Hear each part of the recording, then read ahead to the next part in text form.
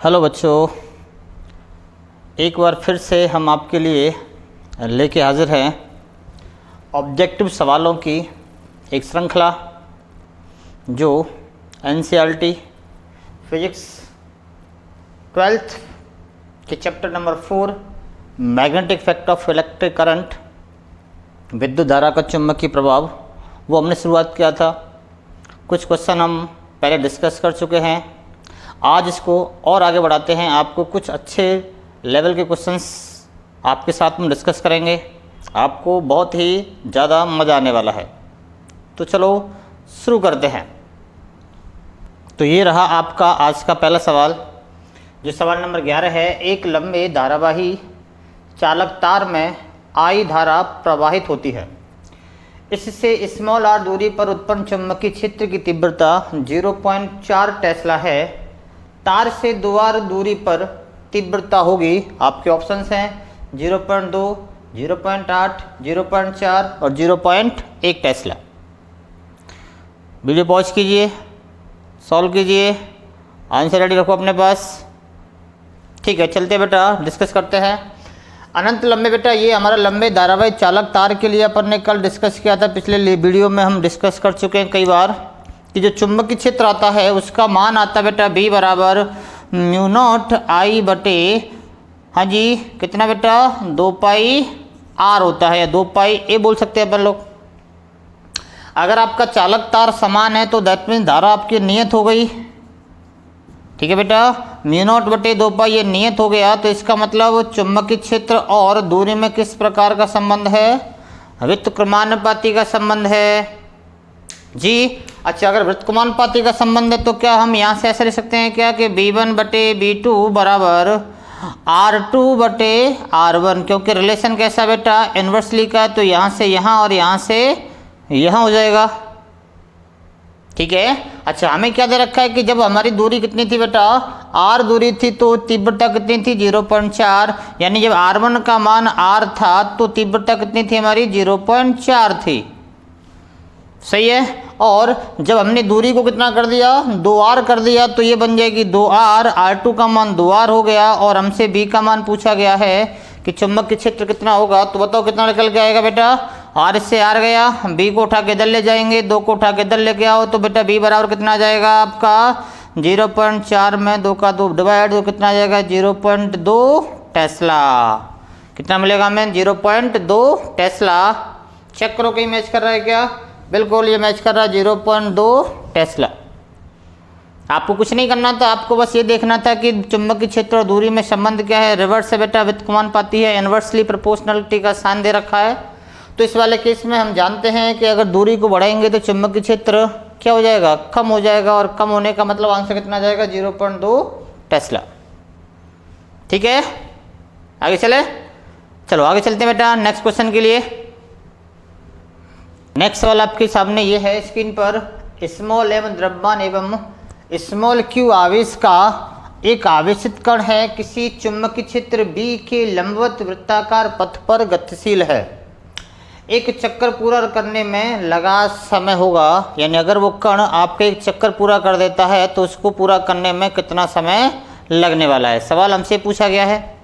तो बेटा हम जानते हैं कि अगर कोई भी कण चुंबकीय क्षेत्र के लंबवत गति करता है तो बेटा वो पथ कैसा बनता है हमारा, उसने पहले से दे रखा है कि पथ कैसा है, वृत्ताकार पथ है जी बेटा। अच्छा, और अगर लंबवत गति कर रहा है बेटा, अगर वेग आपका चुंबकीय क्षेत्र के लंबवत है तो हम जानते हैं, हाँ जी, ये हमारा चुंबकीय क्षेत्र हो गया, ये हमारा वेग हो गया। अगर दोनों के बीच में कोण 90 डिग्री का है, अगर कोण कितना बेटा 90 डिग्री का है, तो बताइए क्या होगा कि इसका पथ वृत्ताकार हो जाएगा। और इस अवस्था में जो बल लगता है, चुंबकीय बल लगता है, वो कितना लगता है QB मल्टीप्लाई बाई B। ये अपन पहले भी कर चुके हैं। अब हम ये भी जानते हैं कि बेटा वृत्ताकार पथ पर गति करने के लिए हमें कौन चाहिए होता है, अब केंद्रीय बल चाहिए होता है क्या।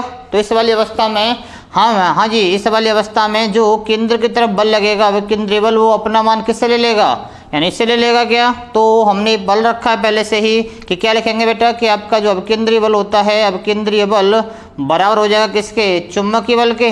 और ये चुंबकीय बल के अगर बराबर हो गया तो इसका फॉर्मूला कितना होता है, mv²/r, और ये बन जाएगा qb × b।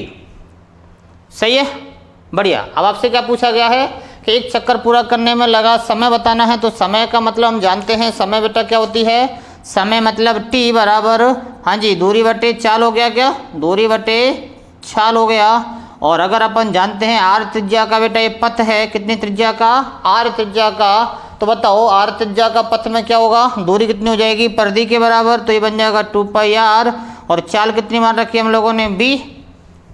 सही है, हाँ जी। और अब देखो 2πr/b हमारे पास दे रखा, तो चेक करते हैं हमसे यहाँ से किसका मान निकाल सकते हैं। देखो बेटा अपन अगर यहाँ से r का मान निकालेंगे, देखो b से b कट जाएगा, तो r का मान कितना आ जाएगा, r बराबर, इसको उठा के यहाँ ले जाएं और इन दोनों को डिवाइड कर दें, तो बन जाएगा mb/q × b। ठीक है, और ये r का मान बेटा यहाँ पुट करो, देखो समय कितना आएगा, तो 2π/v इंटू कितना बेटा, mb/qb, और देखो यहाँ से b से b कट जाएगा क्या, तो जो समय का मान आने वाला है t बराबर, वो कितनी वैल्यू आएगी, 2πm/q × b। कितना आएगा, 2πm/q × b।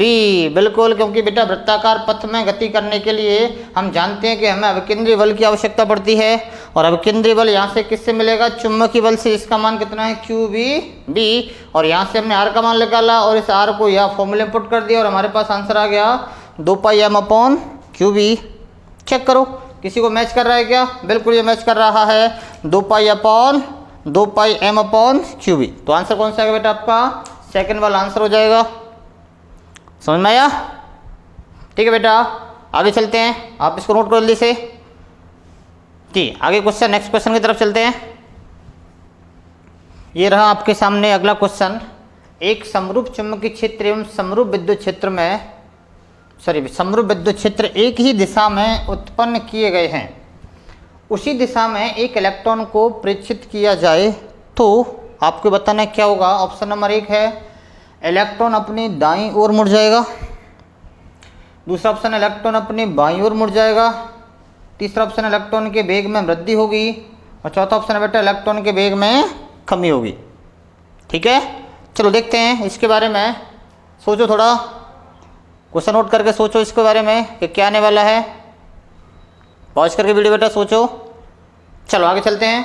हाँ, हमसे ये कहा गया बेटा आपके पास एक समरूप चुंबकीय क्षेत्र है, दूसरा समरूप विद्युत क्षेत्र है, ठीक है, और दोनों की दिशा कैसी है, एक ही दिशा है, यानी जिस दिशा में हमारा विद्युत क्षेत्र है उसी दिशा में हमारा कौन है, चुंबकीय क्षेत्र और आपका विद्युत क्षेत्र, दोनों एक ही दिशा में है और दोनों समरूप है। बढ़िया। और आपको कहा गया है कि इसमें एक इलेक्ट्रॉन को छोड़ दिया गया है, एक इलेक्ट्रॉन को गति दी गई है, लेकिन बेटा उसने ये भी कहा है कि ये जो गति की दिशा है वो वही है जो चुंबकीय क्षेत्र और विद्युत क्षेत्र की दिशा है। ठीक है, अच्छा आपको ये बताना है कि इन चारों में से क्या पॉसिबिलिटी है।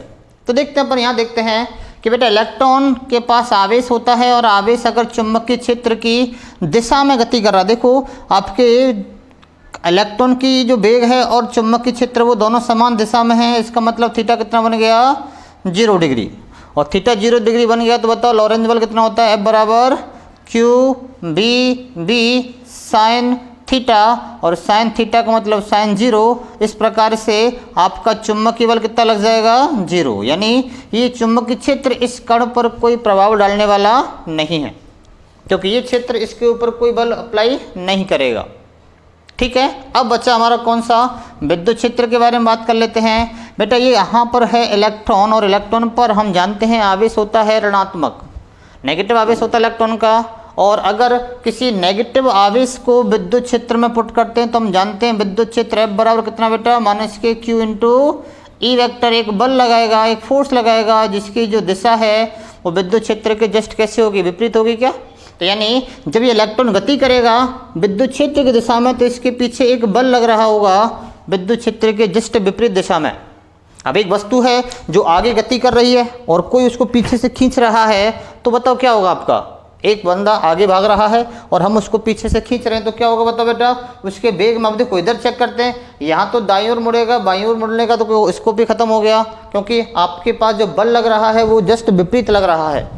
ठीक है, तो होगा क्या कि पहले जैसे जैसे वो आगे बढ़ेगा उसके वेग में थोड़ी थोड़ी क्या होगी, कमी होगी क्या, और कमी होने के बाद एक पॉइंट पर रुक जाएगा, और रुकने के बाद फिर वापस से किधर भागेगा, जिधर हमारा विद्युत क्षेत्र उसके जस्ट विपरीत गति करना शुरू कर देगा। इसलिए ऑप्शन कौन सा बेटा, इलेक्ट्रॉन के वेग में क्या होगी, कमी होगी। और कमी किस तरह से होगी, थोड़ा देख लेते हैं कि आपका इलेक्ट्रॉन यहाँ चलेगा, भागना शुरू करेगा, सीधा चलेगा और वेग में कमी होती चलेगी और एक पॉइंट पर आकर क्या करेगा, ब्रह्मावस्था में आ जाएगा, रुक जाएगा और वापस से फिर लौटना शुरू करेगा उसी लाइन पर। बिल्कुल सरल रेखीय पथ बनेगा, क्योंकि हम जानते हैं यहाँ थीटा कितना बेटा 0 डिग्री है, इसलिए पथ कैसा बनेगा हमारा, बिल्कुल सरल रेखीय पथ। तो आंसर कौन सा आ जाएगा आपका, नंबर चौथा, इलेक्ट्रॉन के वेग में क्या हो जाएगी, कमी हो जाएगी। ठीक है, समझ में आया। आगे चलते हैं नेक्स्ट क्वेश्चन की तरफ। ये रहा आपके सामने नया सवाल। इसमें दे रखा है एक पन्नलिका में आई धारा प्रवाहित की जाए तो उसके अंदर उत्पन्न चुंबकीय क्षेत्र B है। पन्नलिका की लंबाई एवं फेरों की संख्या को दोगुना कर दिया जाए तो वही चुंबकीय क्षेत्र प्राप्त करने के लिए अब पन्नलिका में कितनी धारा प्रवाहित करनी होगी। ऑप्शन आपके हैं 2i, यानी पहले से डबल हो जाएगी। ऑप्शन नंबर पे आपका सेकंड है उतना ही रहने वाली है, या आधी करनी पड़ेगी या चौथाई करनी पड़ेगी। ठीक है जी, पॉज करो वीडियो बेटा और अपने आंसर दो, देखते हैं आपका आंसर क्या आता है। चलो चलते हैं बेटा। हम जानते हैं पन्नलिका के अंदर जो चुंबकीय क्षेत्र आता है, पन्नलिका बेटा कुछ इस प्रकार से हमने पढ़ रखी थी कि इसके अंदर चुंबकीय क्षेत्र जो आता है वो आता है B बराबर μ0 n कैपिटल I। सही है, ये कैपिटल I का मतलब होता है इसमें कितनी धारा प्रवाहित हो रही है उसको बोलते हैं अपन कैपिटल I, और इस स्मॉल n का मतलब होता है एकांक लंबाई में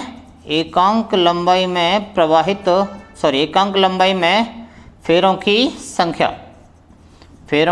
संख्या।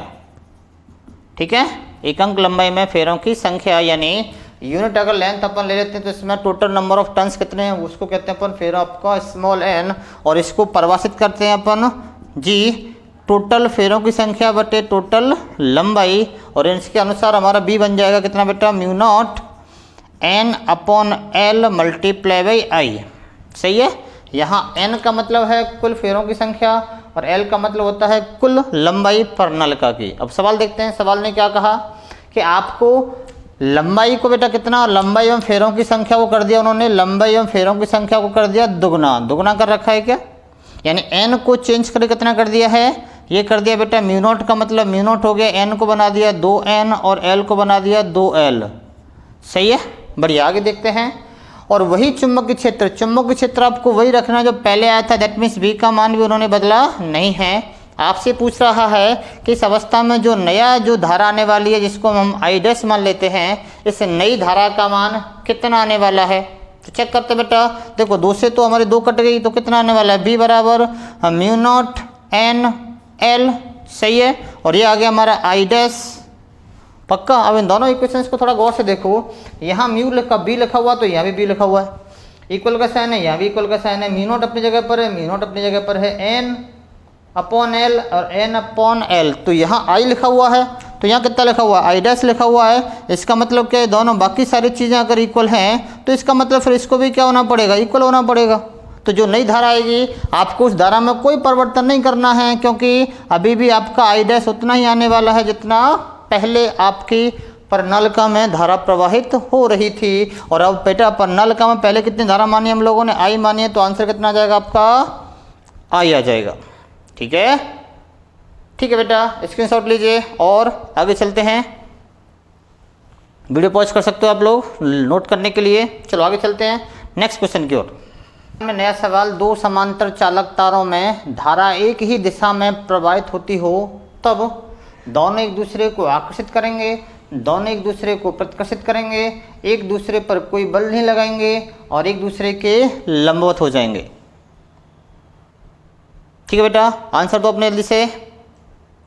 चलो हो गया, डिस्कस करते हैं इसके बारे में। बेटा हमसे कहा गया है कि 2 समांतर चालक तार हैं, तो एक तार ये हो गया बेटा, एक तार ये हो गया। ये अपन कर क्या रहे हैं पहले से, इसको आप डायरेक्टली याद रखेंगे कि अगर धारा की दिशा एक तरफ हो, यानी इस तार में भी ऊपर हो, इस तार में भी ऊपर हो, या इसमें नीचे हो, इसमें नीचे हो, तो इस अवस्था में क्या करते हैं बेटा, कौन सा बल लगता है, आकर्षण बल लगता है।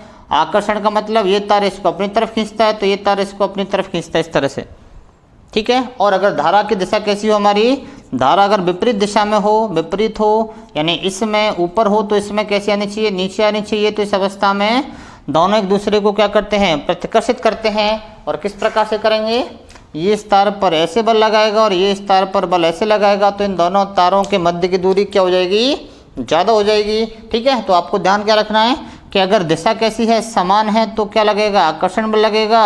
और अगर दिशा हमारी कैसी है, विपरीत है, तो कैसा लगता है बेटा, हमारा प्रतिकर्षण बल लगता है। तो चेक करो बेटा ऑप्शन में क्या लिख रखा है, दोनों एक दूसरे को क्या करेंगे, आकर्षित करेंगे। तो आंसर कौन सा हो जाएगा हमारा, पहले वाला, ठीक है।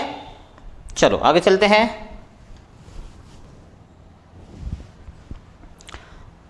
जी बच्चों, ये रहा आपके सामने नया सवाल। एक अल्फा कण एवं एक प्रोटॉन समान वेग से, वेग कैसा दे रखा है, समान वेग से चुंबकीय क्षेत्र के लंबवत गतिशील हैं, लंबवत गतिशील हैं, तब इनके वृत्ताकार मार्गों की त्रिज्याओं का अनुपात क्या होगा, तब इनके वृत्ताकार मार्गों की त्रिज्याओं का अनुपात क्या होगा, ठीक है। सवाल समझ में आ गया। 2:1, 1:2, 4:1 या 1:4, ये आपके पास ऑप्शन है। इस तरह का क्वेश्चन हम डिस्कस कर चुके हैं, जल्दी से आंसर लगा लो, ठीक है। बेटा हमें पता है कि आपका कण किस तरह से गति कर रहा है, चुंबकीय क्षेत्र के लंबवत गति कर रहा है, तो इसका पथ कैसा बनता है, वृत्ताकार बनता है, ठीक है, बढ़िया। और हमने अभी लिखा था आपके लिए कि वृत्ताकार पथ पर जो आवश्यक अवकेंद्रीय बल होता है वो बेटा कहाँ से मिलता है इन लोगों को, हाँ जी, इन कणों को कहाँ से मिलता है, हमारा चुंबकीय बल से मिलता है। कहाँ से, चुंबकीय बल से, जिसका मान कितना आता है, QBB, क्योंकि थीटा का मान कितना है, 90 डिग्री, ठीक है, बढ़िया। और अवकेंद्रीय बल का मतलब mv²/r आ गया, समस्या ठीक है बेटा।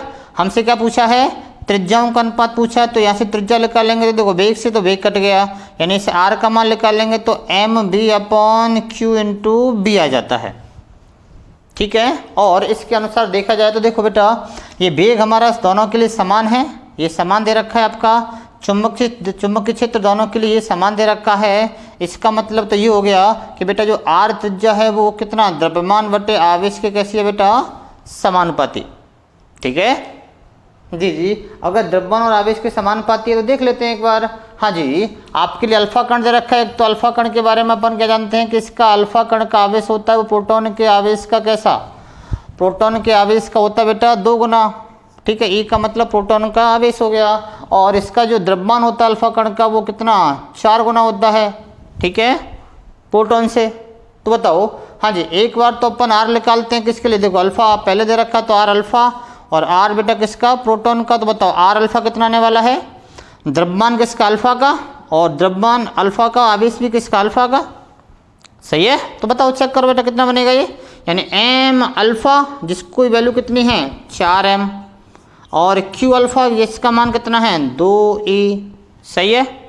और डिवाइड हो जाए किसका, rp का, मतलब प्रोटॉन के लिए, तो अपन मल्टीप्लाई करके उल्टा कर दें इसको, डिवाइड करने का मतलब, तो आवेश किधर चला जाएगा ऊपर, आवेश प्रोटॉन का e हो गया, और द्रव्यमान को हमने m मान लिया। तो बताओ देखो m से तो m गया, e से e गया, और 2 से कितनी बार कट जाएगा बेटा, ये 2 से चला गया हमारा 4 बार, सॉरी 2 से कितना 4, 2 बार चला जाएगा। तो r अल्फा/r प्रोटॉन की वैल्यू कितनी आ जाएगी, 2:1। तो आंसर कितना आएगा आपका, 2:1 आ जाएगा, ठीक है। इसी में एक सवाल और पूछेगा आप लोगों से, और वो पूछेगा बेटा आवर्तकालों का अनुपात, क्या पूछ लेगा आपसे, आवर्तकालों का अनुपात क्या आएगा, आवर्तकालों का अनुपात कितना होगा, आपसे ये पूछेगा कि कितना अनुपात आने वाला है समय का टी का। ये भी अपन थोड़ी देर पर डिस्कस कर चुके थे कि जो आवर्तकाल बेटा टी होता है वो कितना होता है जी, दूरी 2πr, और बटे चाल का मतलब भी, दूरी बटे चाल से निकाला था हमने, दूरी 2πr थी, परिधि के बराबर थी, और आपका b कितना, उसका b है। अच्छा, इसमें बेटा हमने एक काम किया था अभी, 2π/b को बाहर निकाल के, क्या इस r का मान जो अभी हमने निकाला था, कहाँ ये वाला, ये वैल्यू पुट की थी कि हम लोगों ने, तो कितना बनेगा देखो, ये कुछ ऐसे बन जाएगा कि mb/q × b, तो देखो b से तो b कट गया, सही है। तो कितना आ जाएगा आपका 2πm/q/b। सही है। तो इसके अनुसार बताओ आवर्तकाल के बारे में क्या कहेंगे आप लोग। ये आवर्तकाल है बेटा, देखो द्रव्यमान ऊपर आ रहा है और आवेश नीचे आ रहा है, तो द्रव्यमान बटे आवेश के कैसा हो गया, समानुपाती हो गया। सही है, कोई समस्या जी। तो देखो यहाँ त्रिज्या भी द्रव्यमान बटे आवेश के समानुपाती है और आवर्तकाल भी द्रव्यमान बटे आवेश के ही समानुपाती है। तो चाहे तो सवाल हमारा त्रिज्याओं के लिए पूछे, चाहे सवाल हमारा किसके लिए पूछा जाए बेटा, आवर्तकालों के लिए, तो आंसर कितना आएगा आपका, समान आएगा 2:1। लेकिन जब आएगा 2:1 जब एक तो अल्फा दे रखा हो और दूसरा कौन सा दे रखा हो, मैं प्रोटॉन दे रखा हो। ठीक है, और अगर प्रोटॉन आगे है अल्फा पीछे है तो कितना कर देंगे अपन इसको, 1:2 कर देंगे। तो यानी इनकी पोजीशन भी इंपॉर्टेंट है कि आगे कौन दे रखा है और पीछे कौन दे रखा है। ठीक है, चले आगे जी बेटा, इसको नोट कर लो, आगे चलते हैं। ये है हमारा अगला सवाल, एक प्रेक्षक की ओर एक धनात्मक आवेश गतिशील है, तो आपको ये बताना है कि चुंबकीय क्षेत्र की दिशा क्या होगी उस गतिशील आवेश की वजह से। आपके ऑप्शन है वामावर्त, दूसरा ऑप्शन है दक्षिणावर्त, तीसरा है दाईं ओर और चौथा है बाईं ओर। ठीक है, पक्का जी। तो देखते हैं बेटा, जैसे मान लो यहाँ पर एक प्रेक्षक खड़ा हुआ है, यहाँ एक प्रेक्षक है और इस प्रेक्षक की तरफ से इधर से बोर्ड से इधर हमारे एक आवेश गति करके आ रहा है। ठीक है, जैसे बेटा आवेश की बेटा गति को मान लेते हैं अपन लंबवत बार की और इसको डॉट लगा दें। डॉट का मतलब आपका आवेश किधर आ रहा है, कुछ इस प्रकार से गति करके कुछ इस तरह से आ रहा है। सॉरी बेटा, आपका आवेश कुछ इस प्रकार से गति करके बाहर आ रहा है बोर्ड से और प्रेक्षक यहाँ खड़ा हुआ है, प्रेक्षक यहाँ है। तब एक बात बताओ, ये हमारा जो गति कर रहा है वो कौन है, धनात्मक आवेश है क्या। धनात्मक आवेश जिस दिशा में गति करता है धारा उधर ही आती है क्या। दैट मीन्स क्या धारा कुछ इस प्रकार से प्रेक्षक की ओर आ रही है, प्रेक्षक यहाँ बीच में खड़ा हुआ है तो धारा हमारी कुछ इस तरह से आ रही है। और हमने पढ़ रखा था कि अगर धारा जिधर धारा है उधर अपना अंगूठा करते हैं, तो बेटा देखो धारा हमारी कुछ इस तरह से बाहर की तरफ आ रही है, तो हमने क्या किया, अंगूठा धारा की दिशा में किया और उंगलियों को घुमा दिया ऐसे। तो उंगलियां घुमाएंगे तो बेटा क्या चेक करो, क्या उंगलियां इस तार के कुछ इस तरह से, यानी आपको दिख रहा है ना ये कुछ एंटी क्लॉकवाइज घूम रही है क्या। भाई प्रेक्षक आपके सामने है, अगर मैं इसको यहाँ से यूँ देखूंगा सामने से तो मुझे ये गोला किधर दिखेगा आपका, कुछ इस तरह से, यानी कुछ उंगलियां ऐसे एंटी क्लॉकवाइज दिखेंगी।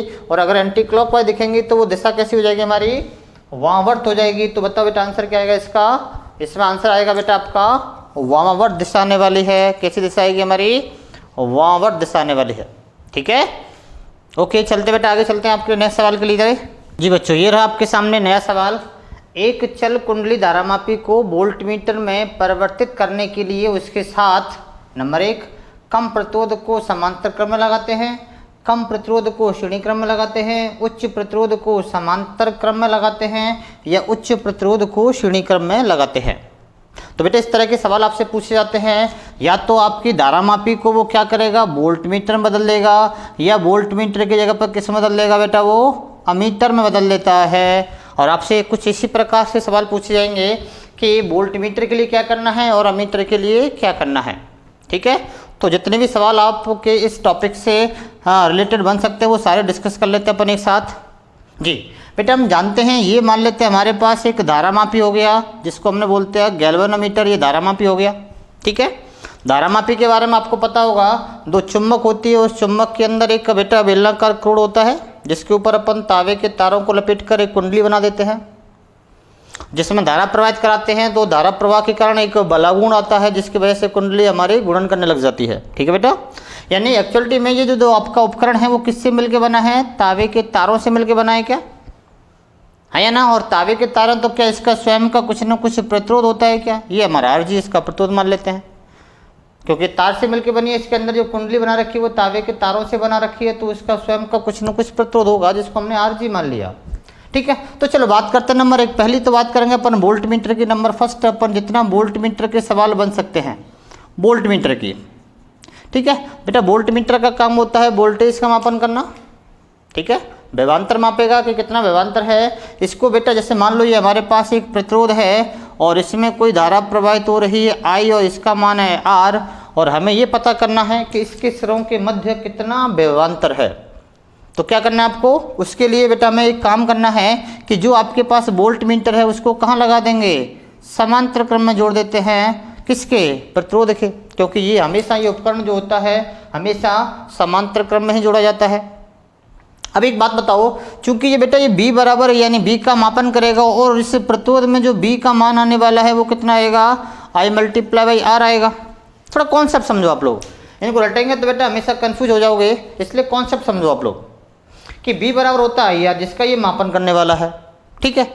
अगर मान लो परिपथ में बहने वाली इस R में प्रवाहित होने वाली धारा के मान में थोड़ा भी बदलाव आया, सोचो अगर इसमें बदलाव आ गया तो क्या वास्तव में जो उतना मान हमें पहले मिल रहा था क्या उतना मान मिल पाएगा, नहीं मिलेगा ना। इसका मतलब क्या हमारे मापन में थोड़ी बहुत त्रुटि हो जाएगी, एरर आ जाएगी। इसलिए हमें क्या करना है, हमें ये करना है कि जब हम इस परपथ में इस परपथ में इस उपकरण को लगाएं, वोल्ट मीटर को लगाएं, तो हमें एक चीज़ ध्यान रखनी है कि आपको क्या करना है, आपको क्या करना है जी, इस वाली शाखा में आपको धारा को आने से रोकना है, इस वाली शाखा में धारा को आने से रोकना है, ठीक है पक्का। अब सोचो इसके पास स्वयं के पास प्रतिरोध था, अब ये एक्चुअलिटी में यहाँ लगा हुआ है वोल्ट मीटर के रूप में, किसके रूप में लगा हुआ है ये, वोल्ट मीटर के रूप में। अब सोचो हम इसके अंदर धारा को आने से रोक कैसे सकते हैं जी, कैसे रोक सकते हैं बेटा, यानी इस शाखा में धारा नहीं है, जिस शाखा से जुड़ा हुआ उस शाखा में धारा नहीं आनी चाहिए, तो बेटा क्या करें, इसके श्रेणी क्रम में क्या लगा दो, एक बहुत ज़्यादा मान का क्या लगा दो, उच्च प्रतिरोध जोड़ दो। जैसे ये इसका मान इस प्रतिरोध से बहुत ज़्यादा हो जाएगा तो बेटा ये क्या करेगा, इस शाखा में धारा को आने नहीं देगा, ब्लॉक कर देगा।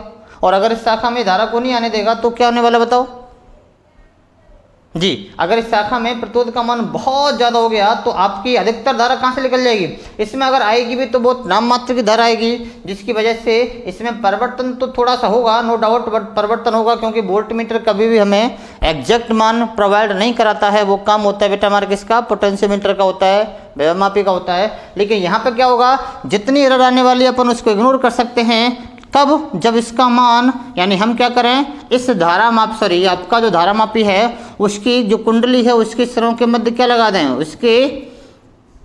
उसके साथ में क्या लगा बेटा, एक उच्च मान का, ये कौन सा है, ये उच्च मान का क्या लगा दिया हम लोगों ने, प्रतिरोध लगा दिया। तो बेटा वोल्टमीटर बदलने के लिए क्या करना है आपको, एक उच्च मान का प्रतिरोध जोड़ देना है, लेकिन किस में, ध्यान रखना समांतर क्रम में नहीं जोड़ेंगे, श्रेणी क्रम में जोड़ेंगे, क्योंकि समांतर क्रम में जोड़ेंगे तो फिर बाईपास कर देगा धारा को। यानी आपको रास्ते में गड्ढा खोद देना है, जहाँ जिस रास्ते से हमें जाना है अगर अपन उसके अंदर बहुत बड़ा गड्ढा खोद देंगे तो क्या होगा बताओ, क्या अपन उसमें से जा पाएंगे क्या, हमें अपना रास्ता बदलना पड़ेगा। इसी प्रकार धारा को अपना रास्ता बदलना पड़ेगा और वो मेन सर्किट से जाएगी, इस वाले सर्किट यानी इस वाले शाखा में प्रवाहित नहीं होगी। तो अभी इसके लिए आंसर कितना आने वाला है, उच्च प्रतिरोध को श्रेणी क्रम में लगाकर, ठीक है बढ़िया। और अगर बेटा ये सवाल आपका मान लो अमीटर के लिए पूछा जाता, तो अगर यही सवाल आपका अमीटर के लिए होता तो क्या करते बताओ, अमीटर के लिए केस में क्या करते बताना बेटा, अमीटर वाले में तो अपन जानते हैं अमीटर का काम क्या होता है। इसी हमारे पास कोई सर्किट है और इसमें धारा प्रवाहित हो रही है, कैपिटल आई है। हम जानते हैं कि अमीटर का यूज बेटा जब भी किया जाता है तो उसको कहाँ लगाते हैं, इसको ऐसे खोल लेंगे और बेटा इसकी श्रेणी क्रम में लगा देंगे, अमीटर जोड़ देंगे, क्या सही है। यानी आपको ध्यान रखना है इस डायग्राम के हिसाब से कि इस धारा को अमीटर से गुजर के जाना ही पड़ेगा, यहाँ बाईपास करने का कोई ऑप्शन नहीं है। आपके पास सिंगल हाईवे है, दूसरा हाईवे है ही नहीं बदलने के लिए, तो आपको जाना ही पड़ेगा, यानी आपको यहीं कुछ करना है। आपके पास जी कौन था, ये था हमारा धारा मापी, पक्का जी। अभी धारा मापी है, इसको हमने उठा के कहाँ लगा रखा है, यहाँ लगा रखा है। जैसे मान लो मैंने इसको यहाँ से उठा के, मान लो बेटा ये इसको जी यहाँ लगा दिया मैंने, ठीक है, ये जी लगा रखा है। अभी ये अमीटर नहीं बना है, मैंने धारा मापी को यहाँ लगा रखा है। अब उसकी कुंडली तो तावे के तारे से बनी है, जिसका अच्छा खासा प्रतिरोध होता है, यानी इस धारा को क्या उस प्रतिरोध से गुजर के जाना पड़ेगा, और गुजर के जाना पड़ेगा तो बेटा 100% कहीं ना कहीं ब्लॉक हो जाएंगे, और ब्लॉक हो जाएंगे तो क्या परपथ में प्रवाहित धारा के मान में कुछ परिवर्तन आएगा, अरे है या ना। और हमें इस परिवर्तन को होने से रोकना, तो एक काम करें कि हमें क्या करें कि हम एक ऐसा काम करो कि ये जो धारा है वो हमारी कुंडली के जो हमारी धारा मापी इसकी कुंडली में जाए ना, और वो कब नहीं जाएगी। एक काम करते हैं, धारा मापी के यहाँ पर इसको बाईपास कर दें हल्का सा, यहाँ एक अल्प मान का प्रतिरोध कुछ ऐसे जोड़ दें, और इसका प्रतिरोध जो है वो कुंडली के प्रतिरोध से बहुत ही ज़्यादा कम होता है। और इसको बेटा अपन बोलते भी हैं, इसको क्या कहते हैं अपन लोग, इसको शंट प्रतिरोध कहते हैं। कौन सा हो गया, शंट रेजिस्टेंस हो गया ये, ठीक है, बहुत कम मान का है ये। और अगर ऐसा करेंगे तो धारा बेटा देखो यहाँ से चलेगी, यहाँ से चलेगी, इस संधि तक पहुँचेगी। अभी संधि के पास दो रास्ते हैं, एक वाली शाखा में प्रतिरोध का मान बहुत ज़्यादा है और एक वाली शाखा में इस वाली शाखा में प्रतिरोध बहुत ज़्यादा और इस वाली शाखा में प्रतिरोध बहुत ही नाम मात्र का है, तो सोचो क्या होगा। अभी धारा इसमें जाएगी क्या? इसमें नहीं जाएगी। अब क्या करेगी वो? यहाँ से क्या कर जाएगी, बाईपास होके सीधा अपने प्रतिरोध के पास चले जाएगी। इसका मतलब इस सर्किट को लगाने से हमारी धारा के मान में कुछ भी परिवर्तन नहीं होता है, नाम मात्र परिवर्तन होता है, जितना परिवर्तन अपन आराम से हैंडल कर सकते हैं। तो सोचो ये जो उपकरण बनेगा, इस प्रकार का उपकरण जो बनता है उसको क्या बोलते हैं अपन लोग? अमीटर कहते हैं। और अमीटर को किस प्रकार से बनाते हैं कि धारामापी के समांतर क्रम में शंट का मतलब एक अल्प मान का प्रतिरोध जोड़कर जो हमारा धारामापी है वो किसमें बदल जाती है? अमीटर में बदल जाती है। अमीटर को हमेशा जोड़ते हैं किसमें बेटा? परपथ के श्रेणी क्रम में जोड़ते हैं। वोल्ट मीटर को हमेशा समांतर क्रम में जोड़ते हैं। अब इसके अनुसार बेटा ध्यान रखना कि आपका अगर ये परफेक्ट है, एक आदर्श अमीटर है, तो आदर्श अमीटर का जो प्रतिरोध मानते हैं बेटा वो शून्य मानते हैं, ठीक है, लगभग शून्य होता है। और आपका अगर आदर्श वोल्ट मीटर है तो उस आदर्श वोल्ट मीटर का जो प्रतिरोध होता है बेटा उसको कितना मानते हैं अपन लोग? अनंत मानते हैं। तो ये दो सवाल और याद रखना आप लोग, ठीक है। भाषा के रूप में आपसे यही सवाल पूछे जाते हैं कि अमीटर का, आदर्श अमीटर का प्रतिरोध कितना हो गया? 0 हो गया। आदर्श वोल्ट मीटर का कितना हो गया बेटा? अनंत हो गया। अमीटर को जोड़ते हैं श्रेणी क्रम में, वोल्ट मीटर को समांतर क्रम में। धारामापी को अमीटर में कैसे बदलेंगे? अल्पमान का एक छोटा सा प्रतिरोध लेना है अल्पमान का और धारामापी के समांतर क्रम में जोड़ देंगे, ठीक है। और आपको वोल्ट मीटर में कैसे बदलेंगे? उच्च मान का प्रतिरोध श्रेणी क्रम में लगा के, ठीक है। आई थिंक आपको ये सारे सवाल क्लियर हुए होंगे कि वोल्ट मीटर और धारा आपका अमीटर को धारामापी को वोल्ट मीटर और अमीटर में किस प्रकार से बदला जाता है, ठीक है बेटा। चले आगे की तरफ। ओके जी बच्चों, आपके लिए अगला सवाल कुछ इस प्रकार से है कि दो समांतर तारों में प्रत्येक में 1 एम्पियर की धारा एक ही दिशा में प्रवाहित हो रही है और इनके मध्य की दूरी 1 मीटर है, तो परस्पर एकांक लंबाई पर कार्यरत बल कितना होगा? आपके ऑप्शन कुछ इस प्रकार से हैं।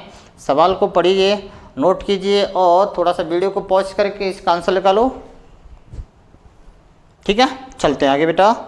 जी बेटा, हमने पढ़ रखा था कुछ इस वीडियो लेक्चर में हमने डिस्कस भी किया है कि जब दो तारों में समान दिशा में करंट फ्लो होती है, धारा का प्रवाह होता है, तो कैसा बल लगता है? हमारा आकर्षण का लगता है, ठीक है बेटा। एकांक लंबाई पर कैसा बल लगेगा? आकर्षण का लगेगा।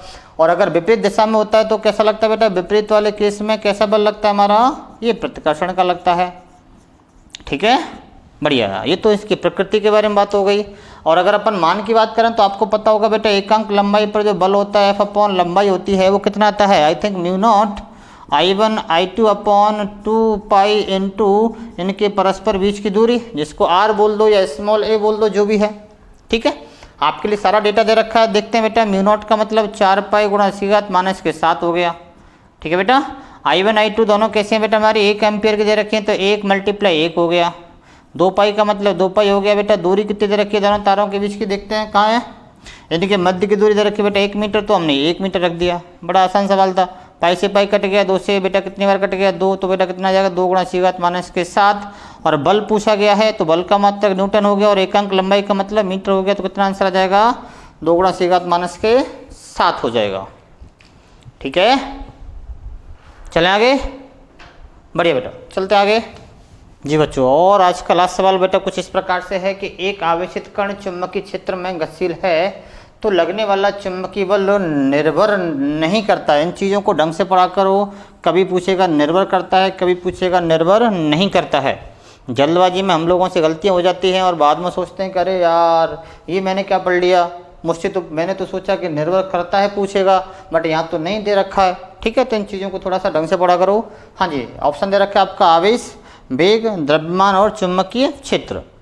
उम्मीद करता हूँ लास्ट सवाल है तो आपको बेटा आंसर अच्छी तरह से आता होगा, क्योंकि बेटा हम जानते हैं लॉरेंज बल कितना होता है? बराबर QBV sin θ होता है ना।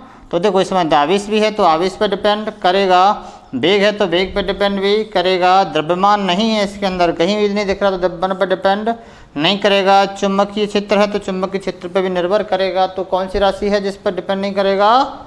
द्रव्यमान है, ठीक है। तो द्रव्यमान पर डिपेंड नहीं करेगा, ठीक है बेटा। तो इस प्रकार से आप अपने सवालों को थोड़ा, टॉपिकों को थोड़ा चेक करते रहो और अपनी तैयारी को थोड़ा जज करते रहो। आगे की वीडियोज़ में इसके संबंधित और अच्छे अच्छे सवालों को डिस्कस करेंगे।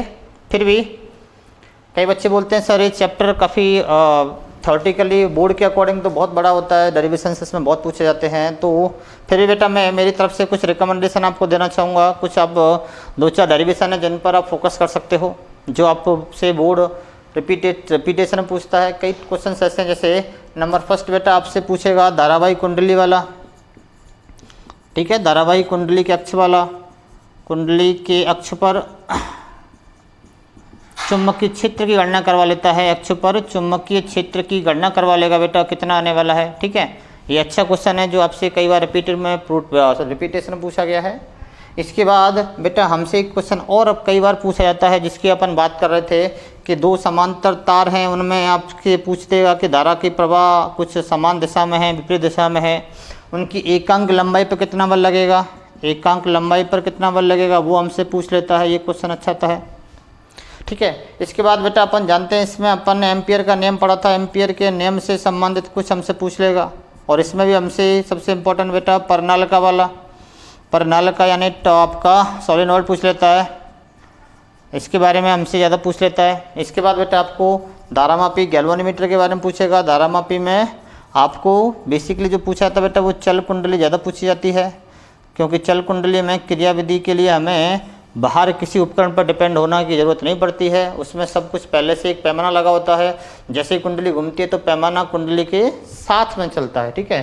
तो कुछ इस प्रकार के 2-4 टॉपिक हैं जो बार बार रिपीट होते हैं, ठीक है। तो मिलते हैं आपसे नई वीडियो में, आज के लिए इतना ही, धन्यवाद।